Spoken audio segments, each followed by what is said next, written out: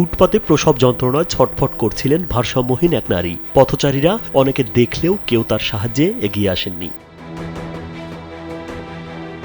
Traffic বিভাগের sergeant Abdullah আল মুজাহিদ Johnny ও sergeant Zahid ভারসাম্যহীন ওই প্রসূতি মাকে হাসপাতালে পাঠান। চট্টগ্রাম মেডিকেল কলেজ হাসপাতাল সূত্রে জানা গেছে, ওই নারী নিরাপদেই একটি সুস্থ সন্তানের জন্ম দিয়েছেন। বর্তমানে মা ও নবজাতক দুজনেই সুস্থ আছেন।